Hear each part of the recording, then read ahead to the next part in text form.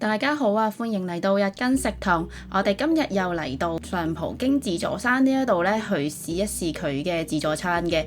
我哋上一年咧就有拍過一條關於自助餐嘅影片啦。咁當時咧就係講呢一間自助餐嘅嘢食啊，同埋呢個環境咧都非常之唔錯㗎。只不過咧今次咧我哋就有咗唔一樣嘅睇法嘅。如果大家近期上嚟澳門呢邊食自助餐嘅話呢，相信呢一條片呢都可以俾到少少嘅一個資訊俾你哋啦。咁睇片之前呢，記得先 subscribe 我哋嘅頻道先啦。我哋依家就會一齊睇一睇啲食物質素係點樣啦，然後再會同大家分享翻點解今次我哋唔推薦大家嚟自助餐食自助餐嘅。首先同大家睇一睇依家最 update 嘅價錢先啦。每位成人正價878蚊一位，呢個係晚餐嘅價錢，相當係比較貴㗎啦。以呢個澳門嘅自助餐嘅價格嚟講，今日係禮拜五，我哋就過咗嚟呢一度食自助餐。咁禮拜五佢嘅食物呢係同禮拜1至4有分別㗎，係我哋之前嘅兩條片呢都有同大家講過呢樣嘢。咁878蚊呢，佢就可以包你食晒全場嘅嘢食啦，同埋再加上呢個無限量點嘅供應嘅海鮮，就係我而家眼前影緊呢一啲活海鮮啦。以前自助餐咧係可以俾你揀兩個價錢嘅，一個咧就係唔包含無限量單點海鮮啦，另外一個咧就係可以俾你唔點呢個海鮮嘅，咁個價錢就有分別。即係依家就係你冇得揀㗎啦，你嚟到咧就要食埋我呢啲無限量點嘅海鮮啦。咁冇問題嘅，你自己嚟呢度覺得個價錢啱咁咪嚟咯，冇所謂㗎嘛，係咪先？最緊要食得開心。咁依家咧呢啲就係我哋點嘅嗰啲海鮮啦。就有得點蒜蓉蒸或者係海膽醬焗嘅，我哋就每款都點咗幾隻啦，因為佢係按人頭嘅。我哋今晚係9位嘅成人啊，所以就可以 serve 翻9邊嘅呢個龍蝦俾我哋食。咁我哋覺得個醬汁就還可以嘅啫，再加上佢啲龍蝦比較瘦啊，其實我哋都食唔到太多肉啊喺隻龍蝦裡面。點咗兩水都係咁，我哋就冇話再 focus 翻太多嘅食物呢，就喺任點海鮮嗰度啦，因為佢嘅味道就唔係話非常之特別啦。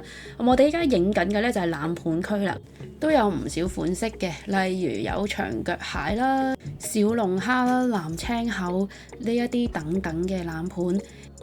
當然都係有生蠔去供應嘅，每一次咧大家可以拎2隻。咁今次嘅生蠔咧就有驚喜啦，明顯比之前嚟食嘅大隻咗，同埋生蠔嘅味道都濃郁咗嘅。有5款刺身啦，三文魚、油甘魚、墨魚同埋甜蝦等等，不過不失。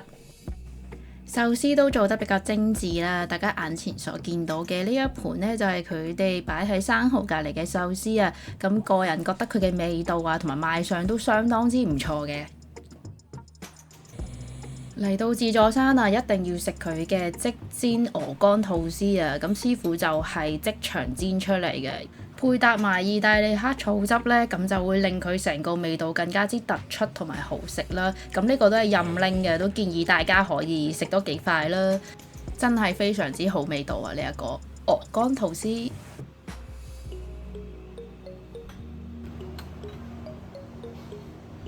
大家一齊睇一睇佢哋嘅熱盤啦。佢嘅熱盤呢，種類都唔少啊，咁包含晒海鮮啊、牛肉、羊肉等等，你想食乜嘢肉都有啊。咁佢哋嘅賣相呢，都係叫做比較吸引嘅。我哋認為個味道仲好食過嗰啲無限量任點海鮮啊，所以我哋都比較拎得多呢啲熱盤嘅食物啦，咁就會覺得好味啲啦。自助餐都定期換主題嘅，咁今日呢就係韓式嘅主題啦，所以你哋都會見到一啲炸雞啊、韓式美食呢喺熱盤上面嘅喎。對韓式美食有興趣嘅你哋呢，就應該會比較滿足少少嘅。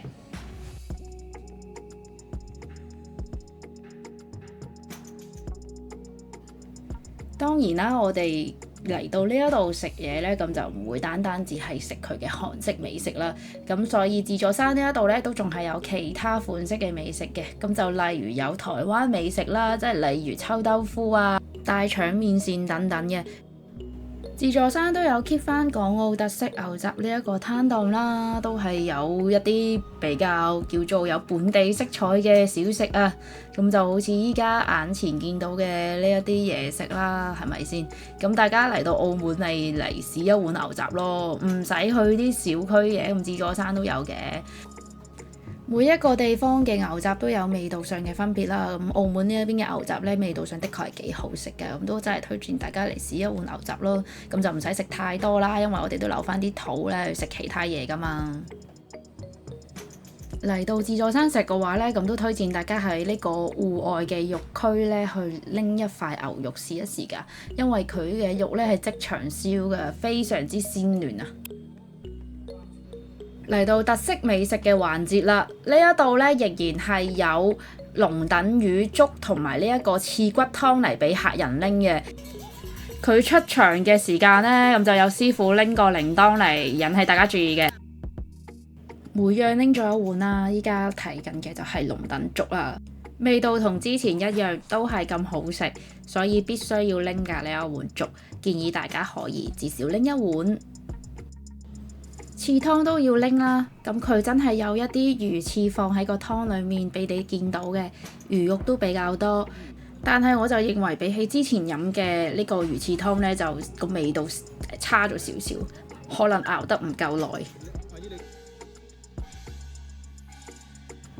跟住就到呢一隻全乳豬出場啊！即刻燒出嚟嘅乳豬即場片俾大家食啊！隻乳豬咧就非常之大隻嘅，相信大家咧都拎到一份嘅，點都即場有師傅切俾你啦。你中意要幾多咧，佢都會俾幾多你㗎。咁樣嘅話咧，都係比較合乎翻我哋俾800幾蚊一位嘅經濟效益㗎嘛。之後都會有鮑魚呢一啲嘢食咧俾客人拎嘅，咁都係比較多嘅個份量。但係去到8點幾燕窩嗰一部分呢，我哋就發現自助餐提供嘅份量呢，真係非常之少啊！現場講緊全場爆滿嘅情況之下，只係得非常少數嘅客人可以拎到呢一個燕窩。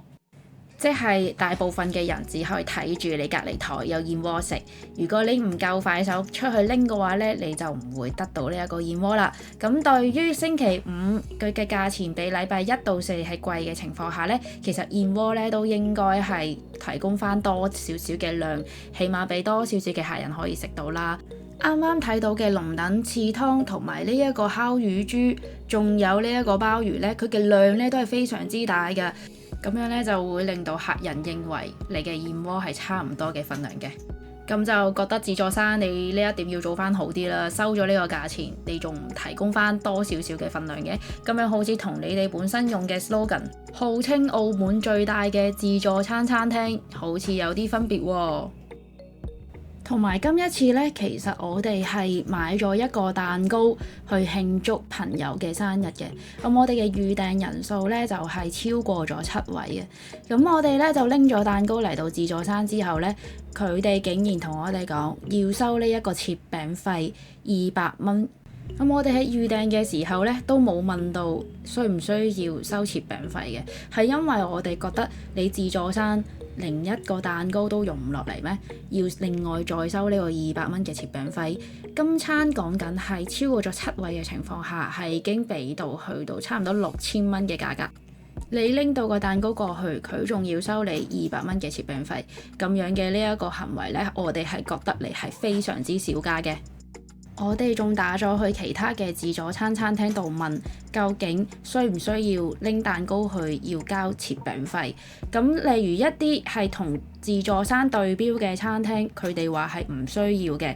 另外一啲低成本少少，大概係300蚊到400蚊一位嘅自助餐餐廳呢，佢哋都話唔需要收呢一個額外嘅生日蛋糕切餅費。所以就真係好似得自助餐呢一度係需要個客去俾多200蚊嘅切餅費咯。其實去食自助餐呢，唔係一個非常之日常嘅消費嚟嘅，大家一定係有慶祝嘅嘢啊，或者真係覺得要好好地去獎勵自己，先至會去訂一個正價800幾蚊嘅自助餐廳去食嘅。咁當客人揀咗你嘅情況下，你嘅預訂信息亦都冇顯示你有收取嘅費用，咁嘅話會唔會係認為當你顯示出呢個費用之後，客人會取消你嘅預訂呢？